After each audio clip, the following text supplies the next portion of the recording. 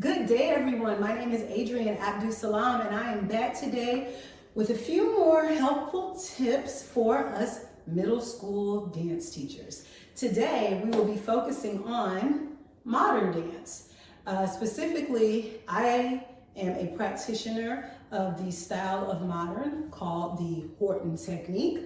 The Horton technique, for those who may or may not be aware, was founded by Lester Horton, dance pioneer, and it was brought to me by way of the Alvin Ailey American Dance Theater. A lot of my teachers danced under in the Ailey School, or at one point or another danced in either the first or second company of Ailey, and so I got an opportunity to really learn the authentic technique, style, and a lot of the exercises that were really designed by Lester Horton to strengthen us.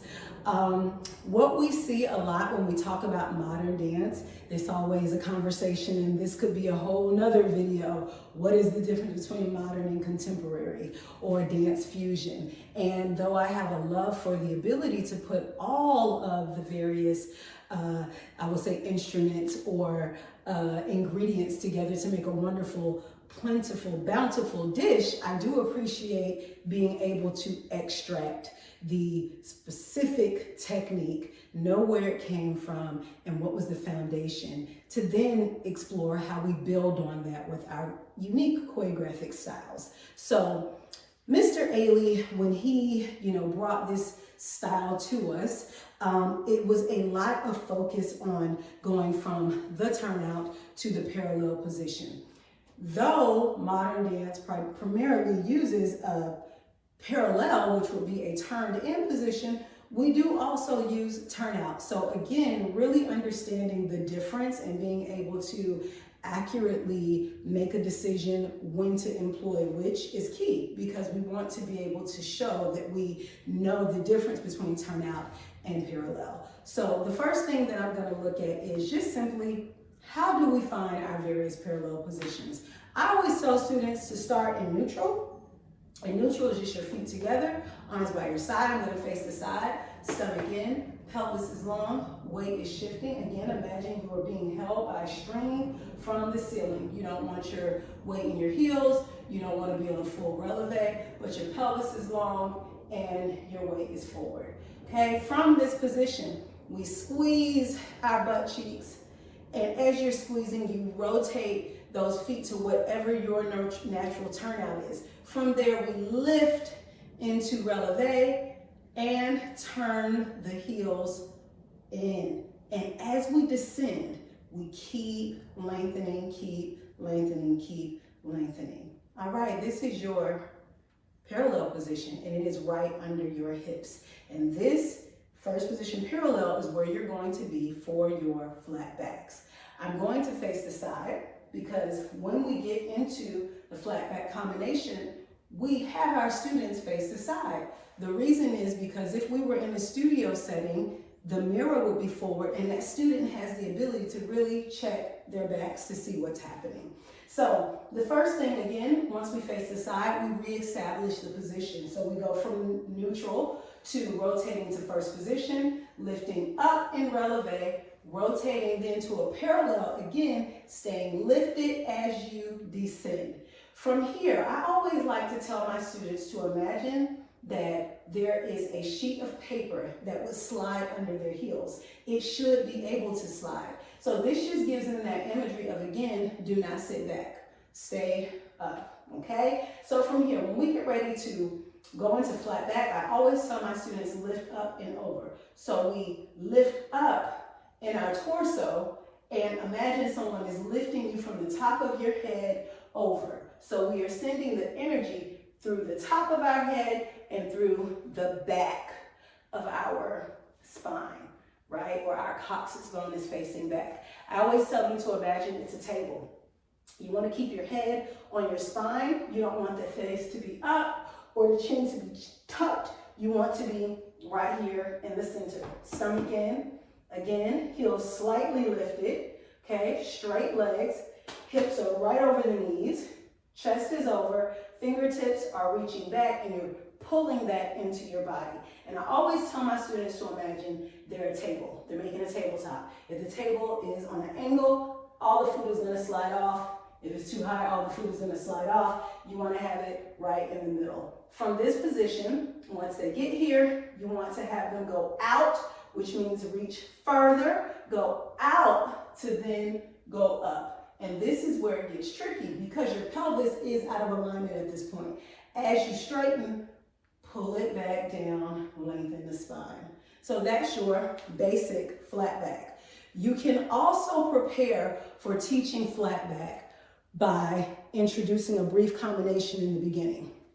So once I have my students find my neutral, turn out to first, relevate up, turn in, stay lifted as you descend, we actually will do a forward roll combination into flatbacks because this helps your students understand the difference between the curved spine versus the straight spine. So you could just do it in 4 counts. Roll down 1, 2, 3, 4, okay? Fingertips. And your arms are going to use high parallel. Fingertips out. Somebody's pulling you from your fingertips. Up, 2, 3, push down on 4. Now this time we go up and over. So we go through our second, all the way up to high parallel arms. Arms are trying to be by your ears, making 2 straight lines that never touch. Shoulders down, we lift, and up and over. 1, 2, 3. Try to go through the flat back onto a diagonal flat back on 4. Release the spine, roll up, 1, 2, 3, 4. I'm gonna face the side. You can do the same thing. We usually do 4s and 2s. So I'll demonstrate both. Go down, 1, 2, 3, 4, flat back, up, 2, 3, push down, 4, up and over, 1, 2, 3, 4, and release, 2, 3, 2 counts, and 1, 2, and 1, push down, 2, 1, 2, 1, 2. So again, you saw the curvature in the spine to the flat back and release. I started doing some. So going back to our little combination here, again, starting in neutral, opening the first position, relevating up, turning it in, lifting as we go down. Okay, so some brief little exercises you can do with your students. You can take flat back over, 1, 2, 3, 4. Coming back up, out to go up, 1, 2, 3, 4. You can do that about twice. Let them add the arms. 1, 2, 3, 4. These are high parallel arms, reaching out. 1, 2, 3, 4. Out to go up. 1, 2, 3, 4. Pressing down. 1, 2, 3, 4. You can modify all that in 2s. Another one, and again, these can be done in plie, releve. How deep do you want to get, right? I will introduce the plie just so you can see that variation. So again, we're in a flat back over, 1, 2, 3, 4. We're going to transition the arms. So as the palms are flipping out to go ahead and get in that high parallel, you are also bending at the knee, maintaining the flat back. Do not let the pelvis duck down. It's not a contraction. Don't let it arch up. We're not on diagonal yet. It should be right in the middle. And what you can't see, I'm going to face forward for a second, is from this position, my knees slightly open to accommodate my torso. And you don't see that too well from the side, but that is absolutely what's happening. And come up and come up. And again, there are a lot of different variations to that. So the most important thing to remember is positioning. Again, always start in neutral. First position, rotation, turn out, relevate up from that position, turn in, lift to go down. Wherever you are, this is where you should be stationed for your flat back. Your legs should not be this wide because your hips aren't that wide. Generally, the hips kind of dictate where the feet go. So you want to have the feet situated right under the hip. Second rule of thumb, always think out, up and over. Come back in, adjust that pelvis. Secondly, strong arms, high parallel or arms right by your side. Arms stay with you. Keep your head on your spine. And remember the table rule. I hope this was helpful. Little quick tips of the Horton technique, flat back. See you next time.